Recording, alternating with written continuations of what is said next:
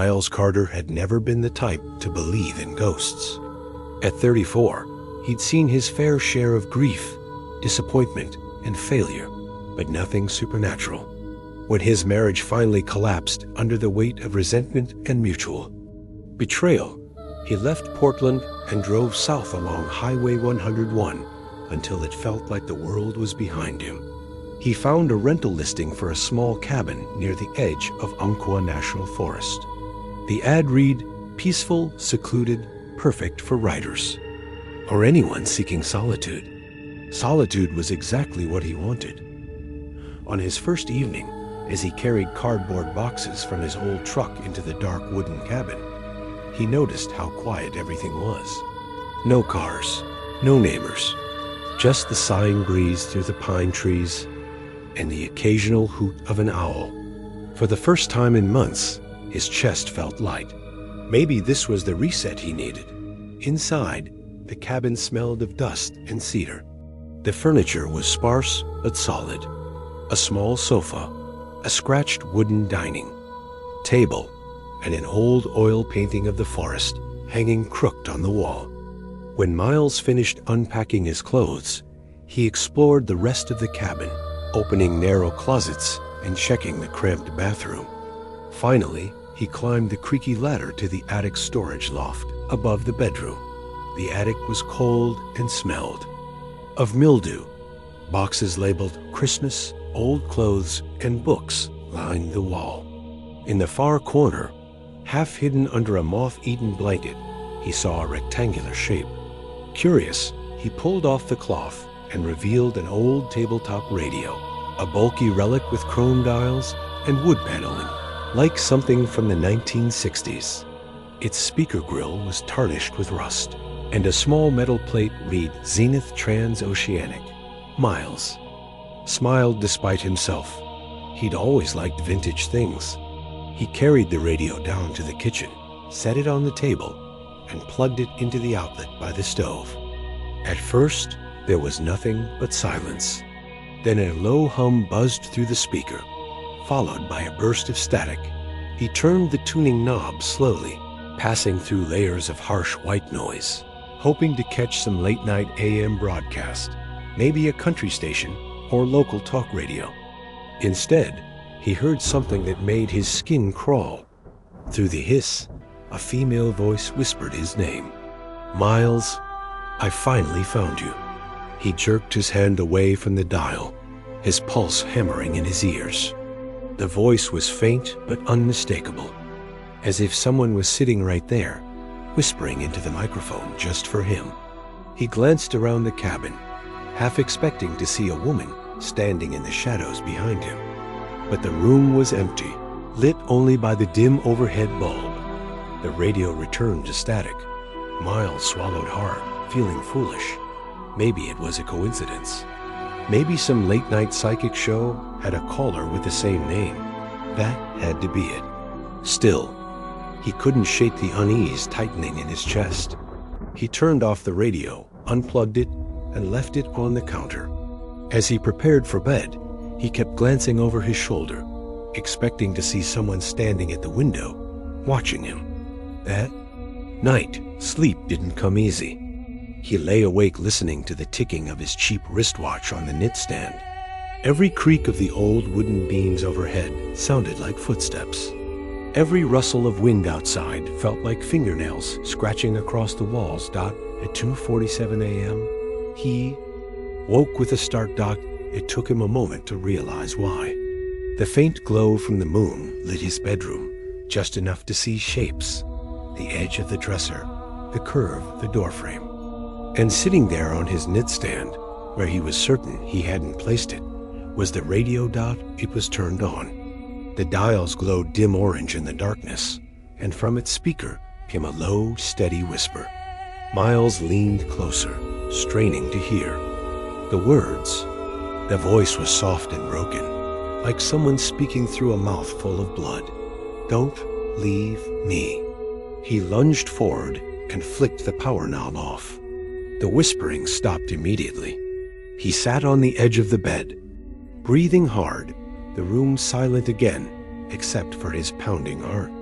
He picked up the radio, feeling its cold metal surface against his palms, and carried it back to the kitchen, setting it down firmly on the counter. "This is insane," he muttered to himself. "I'm just tired, stressed." But deep down, a cold certainty coiled in his gut. That voice had known his name. It had known he was leaving. There was no radio show, no psychic hotline. Something was wrong with this place, or with him. Unable to sleep, Miles made coffee and sat at the table, staring at the dark trees beyond the window. The moonlight filtered through shifting pine branches, casting long skeletal shadows across the floorboards. Every time he glanced at the radio, he thought he saw the dial twitch, as if an invisible hand was turning it, trying to find him again in the dark. Just before dawn, exhaustion overcame his fear, and he fell asleep at the kitchen table, his head resting on his arms. The radio sat silently beside him, its dusty speaker facing his ear, like an old friend whispering secrets. But in the fleeting edges of his dreams, he heard that voice again, soft, pleading, close enough to feel its icy breath on his cheek. "I've waited so long. Don't leave me alone."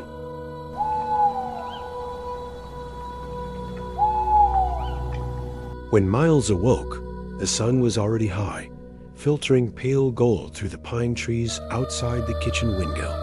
His neck ached from sleeping hunched over the table. For a moment, disoriented, he forgot where he was.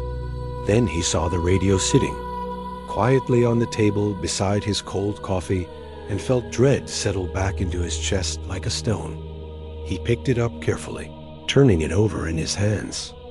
It looked ordinary in the daylight, just an old Zenith radio, chipped and dusty, smelling faintly of metal and stale wood. Maybe it was all in his head. Stress, sleep deprivation, the trauma of his divorce manifesting in hallucinations. That's what he told himself as he carried it back to the attic, wrapping it tightly in the moth-eaten blanket before shoving it into a far corner behind stacked boxes. "Stay there," he whispered, almost as if talking to a dangerous animal. He spent the rest of the day cleaning, unpacking, and trying to reclaim some sense of control. He set up his laptop on the kitchen table and attempted to write a freelance article he was late on, but his thoughts felt scattered. Every gust of wind outside made him flinch. Every squeak of the cabin settling made him check over his shoulder. By dusk, he'd given up on productivity. He poured himself 2 fingers of bourbon, then 3, and sat on the porch, listening to the wind rustle through the pines like whispering voices. He kept telling himself he was being paranoid. That's what he wanted to believe. That night, he fell into bed exhausted, the bourbon buzzing warm in his veins. Sleep came quickly, dragging him under like a heavy tide. But at 3:03 a.m., he woke to a sound that made his entire body lock with terror. It was the radio again. This time, the voice wasn't a faint whisper. It was loud and clear, echoing through the cabin like someone had hooked up an amplifier. "Hush, little baby. Don't say a word." Miles felt his skin crawl. The voice was female, but horribly distorted, crackling and wavering like it was being forced through a broken speaker. It was singing a lullaby, the classic "Hush, little baby," but each note was warped, dipping into a guttural growl before sliding back into a sickly sweet tone. He lay frozen under his thin blanket, staring at the open bedroom door. Song continued. "Mama's gonna buy you a mockingbird." He forced himself to move. Swinging his legs over the side of the bed, he grabbed the baseball bat he'd left by the knitstand. His hands trembled so badly, the wood rattled against the floor as he crept down the short hallway toward the kitchen. As he approached, the singing grew louder, twisted. Each word vibrated with a static hum that seemed to penetrate his skull. When he reached the kitchen, his heart nearly stopped. The radio was sitting on the kitchen counter, exactly where it had been the night before. Its power dial glowed orange, casting an eerie light across the countertops.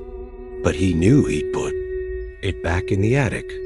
He remembered wrapping it up, pushing it behind boxes. There was no way it could be here. And if that mockingbird won't sing... The voice deepened, distorting with static until it sounded like an animal's snarl. Mama's gonna buy you everything. Miles stepped forward, raised the bat above his head, and with a hoarse yell brought it crashing down on the radio. The wood cracked against metal and glass, the impact vibrating up his arms painfully. The radio split apart, tubes and wires spilling onto the counter like blackened entrails. The singing cut off mid-word, leaving only the harsh echo of his own breathing. Silence. He stood shaking, staring down at the broken remains. The copper wiring glinted under the dim kitchen bulb. For a long time, he just stood there gripping, the bat so hard his knuckles turned white. Then, a sound rose from the shattered pieces. A soft whisper. "Why? Would you do that?" Miles staggered back, dropping the bat with a clatter. The voice seeped up from the broken speaker cone, thick with static but clear as ice. Tears welled in his eyes. This couldn't be real. Radios didn't work when they were smashed to pieces. Voices didn't call your name from the dead frequencies between stations. He ran. He sprinted into his bedroom, slammed the door shut, and locked it. Then he dragged the dresser in front of it, his heart hammering so hard he thought it might burst. He sat with his back pressed against the dresser, staring at the door knob, half expecting it to start rattling. From the kitchen came the voice again, louder now, drifting through the cabin walls like smoke. "Miles, don't leave me. Don't leave me alone again." He clamped his hands over his ears, squeezing his eyes shut. Tears streamed down his cheeks.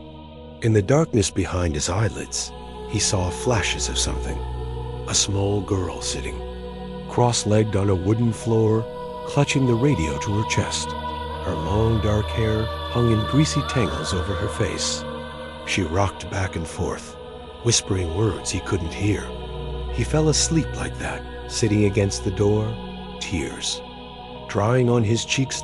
When morning came, he woke to silence. Cautiously, he pushed the dresser aside and stepped into the kitchen. The radio lay in pieces on the counter, exactly as he'd left it.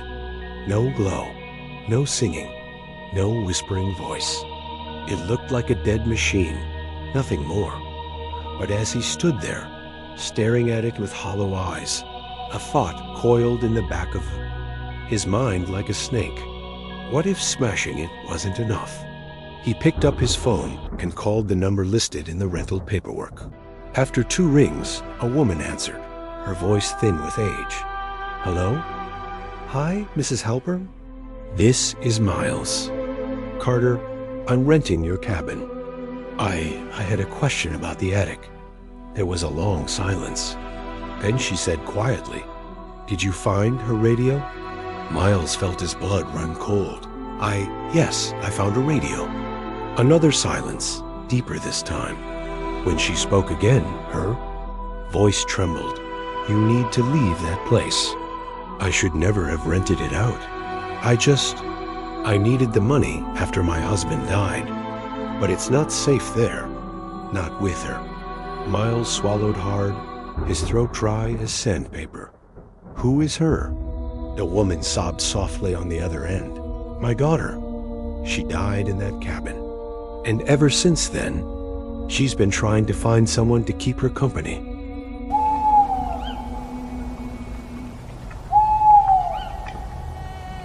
Miles didn't remember hanging up the phone. One moment, he was listening to Mrs. Halpern's trembling voice.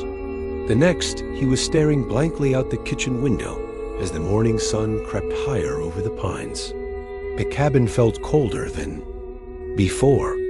The radio lay shattered on the counter, silent now, but its presence filled the room like a heavy fog. He tried to convince himself he was still dreaming, that the voice, the singing, the whisper in the dark, all of it was just his. mind unraveling under stress. But deep down, he knew the truth. Something was wrong with this place.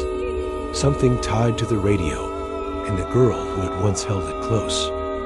He thought about leaving, just grabbing his keys, walking out the door, and never looking back. But he was frozen by fear, not of the ghost, but of what might happen if he tried to leave. Mrs. Halpern's words echoed in his head.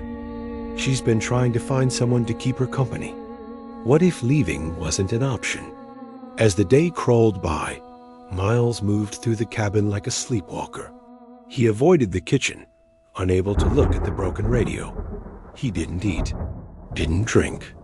Every sound, creaking wood, wind against the windows, distant bird calls, made him flinch. When night fell, he sat on the edge of his bed, staring at the floorboards. He thought about praying, though he hadn't prayed since he was a child. But what would he even pray for? That this was all in his head? That some vengeful spirit would show mercy? At midnight, exhaustion dragged him down into a restless sleep. In his dream, he was standing in the attic. Moonlight streamed through the small window, illuminating boxes covered in dust. The radio sat in the corner, fully intact. Sitting next to it was a girl. Her hair hung in long, matted strands over her face. Her small arms clutched the radio to her chest as she rocked back and forth. He tried to speak, but no sound came out. She lifted her head slightly, revealing a glimpse of her face. Her skin was gray and torn, as if she'd been left to rot in the cold for years. Her lips twisted into a smile that never reached her hollow black eyes. "Don't leave me," she whispered. Her voice was like glass scraping metal, layered with static. "Stay here forever." Miles woke with a strangled cry, sweat soaking his sheets. He gasped for air, clutching his chest as his heart slammed against his ribs. The cabin was silent, except for his ragged breathing. He swung his legs over the side of the bed, burying his face in his hands.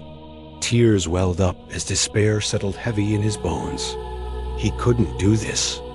He couldn't stay here another night. He needed to leave. Fueled by adrenaline, he stumbled out of bed and grabbed his keys from the nightstand. He didn't bother packing. Wearing only sweatpants and a t-shirt, he threw open the front door and stepped out into the freezing night air. His truck sat in the driveway, bathed in pale moonlight. As he approached, he heard something. A faint, crackling hum coming from inside the truck. He froze. No, no, no. He whispered. Slowly, he opened the driver's side door. The sound grew louder, a distorted whisper threaded with static. The radio. He knew it before he saw it. Sitting on the passenger seat, fully restored, its dials glowing softly in the darkness. "You can't leave me, Miles." He staggered back, nearly falling onto the gravel. The voice seeped from the radio, each word vibrating through his bones. "If you leave, I'll find you." Tears streamed down his face. He felt like a child again, terrified of the dark. But this wasn't childish fear. This was real. This was something old and hungry, something that refused to be abandoned. He turned to run back to the cabin, desperate for some sense of safety. But as he spun around, he saw her standing in the doorway. The girl, her hair hung in wet clumps around. Her face, her nightgown was stained with dirt and old blood. Her head tilted to the side, bones cracking with emotion. Hollow black eyes locked onto his, and she smiled. "Stay with me. Forever." His legs buckled. He collapsed onto the gravel driveway, sobbing. She stepped forward silently, bare, feet gliding over the stones without a sound. She crouched down in front of him, her cold, decaying fingers brushing his cheek. "Don't cry," she whispered, her breath reeking of earth and rot. "I'll take care of you. We can listen to the radio together." As her hand slid to his throat, darkness swallowed him whole. When Miles woke, he was back inside the cabin, lying on the cold wooden floor. Sunlight streamed through the windows, warm against his skin. For a moment, he thought it was over. That. He'd fallen asleep in the truck and dreamt everything Dot. Then he heard it. The radio was on again. Sitting on the table in front of him, its dials glowing orange. A song crackled through the speaker, the same lullaby, sweet and distorted. Hush, little baby, don't say a word. He tried to move, but his body wouldn't respond. He lay there, paralyzed as the song continued. Out of the corner of his eye, he saw her, sitting cross-legged on the kitchen floor, hugging the radio to her chest, rocking back and forth. And if that mockingbird won't sing, Mama's gonna buy you everything. Her voice layered over the song, merging with the static, until it vibrated through his skull like a drill. You're mine now, forever. Miles tried to scream, but no sound came out, and outside, the morning wind whispered through the pines, carrying with it the echoes of a girl's broken lullaby, playing endlessly on a dead frequency no one else could hear.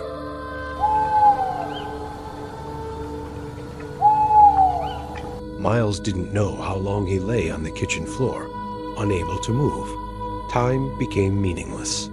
The only thing he could hear was the lullaby seeping from the radio, wrapping around his mind like a spider spinning its web. Hush, little baby, don't say a word. His eyes burned with tears that refused to fall. He could only stare at the ceiling beams as the song replayed, over and over, each repetition more distorted, each note vibrating with a deeper static hum. At times, it sounded like two voices overlapping, the soft, broken singing of the girl, and a deeper, guttural growl beneath it.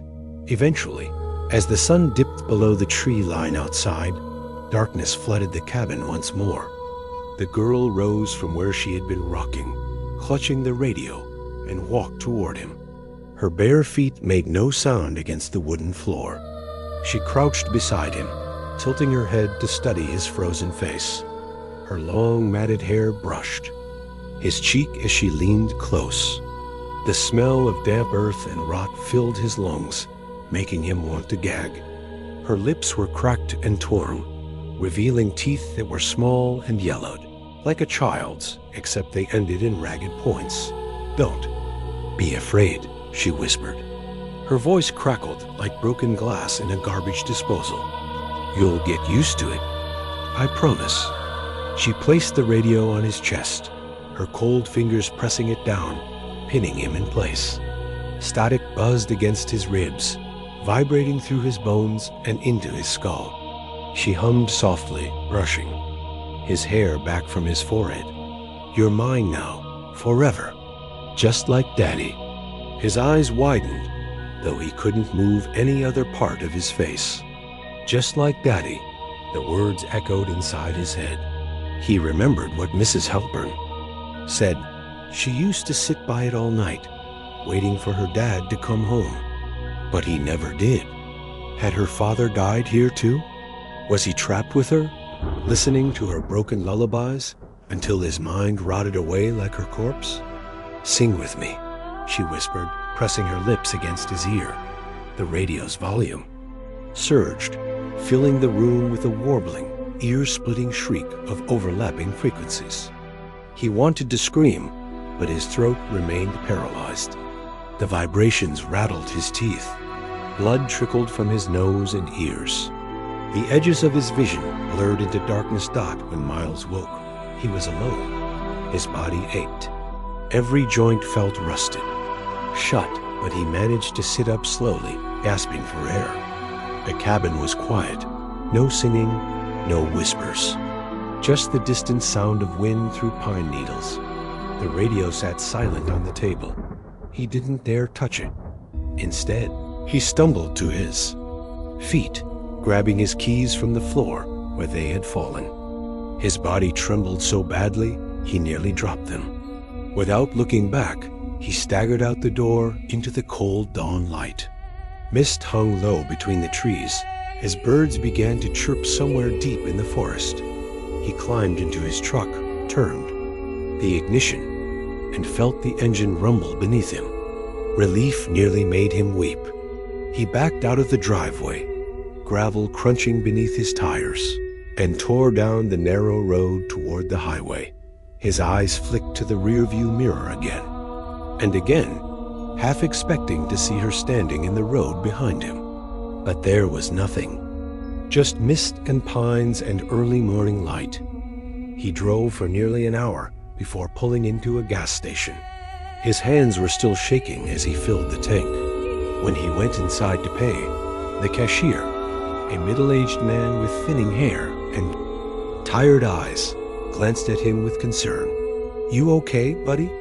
You look like you've seen a ghost." Miles managed a hoarse laugh that sounded more like a sob.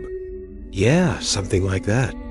Back in his truck, he sat behind the wheel, trying to steady his breathing. "It's over," he told himself. "I'm out. I'm safe." He turned on the radio to drown out his thoughts. Static burst from the speakers, followed by a familiar, soft, broken voice. "Miles, don't leave me." His stomach dropped. He switched the radio off, but the voice continued, seeping from the speakers even with the power cut. "If you leave, I'll find you." He screamed and began pounding on the dashboard. The voice only laughed softly, a sound like glass splintering underfoot. "We can be together forever." Suddenly, his vision blurred with tears. He felt something move behind him, a cold breath on the back of his neck. Slowly, his eyes flicked to the rearview mirror. She was sitting in the back seat, that her eyes met his in the reflection. Dark pits dripping black tears down her gray cheeks. Her mouth split into an impossibly wide smile, revealing rows of jagged, rotting teeth. "I told you, never turn it off." The truck swerved violently as Miles lost control. Tires screamed against the asphalt. The world spun outside the windows. Trees, sky, dirt, before everything went black. When the police found his truck at the bottom of a ravine the next morning, they thought it was a simple accident. Another tired man falling asleep at the wheel in the early dawn hours. They loaded his broken body into a black bag, called the next of kin, and prepared the paperwork. One officer, a young rookie with sandy hair, stayed behind to collect items from the vehicle for evidence. As he reached across the crushed passenger seat, he froze. Sitting on the floor, half hidden under broken glass and dry blood, was an old Zenith radio. Its dials glowed faint orange, though no power source was connected. Curious, the rookie leaned closer. That's when he heard it, a faint, sweet voice singing through the static. "Hush, little baby. Don't say a word." His blood ran cold. He reached out with trembling fingers and flicked the dial to OFF. The singing didn't stop. Instead, a whisper emerged from the speaker, curling into his ear with icy breath. "Don't leave me. Stay forever." That night, alone in his apartment, the rookie placed the radio on his kitchen counter. He told himself he'd turn it into evidence first thing in the morning. But as he lay in bed, staring into the darkness, he heard the lullaby begin again from the kitchen. Soft, sweet, endless dot, and in the drifting static between the verses, a girl's voice whispered, "I finally found you."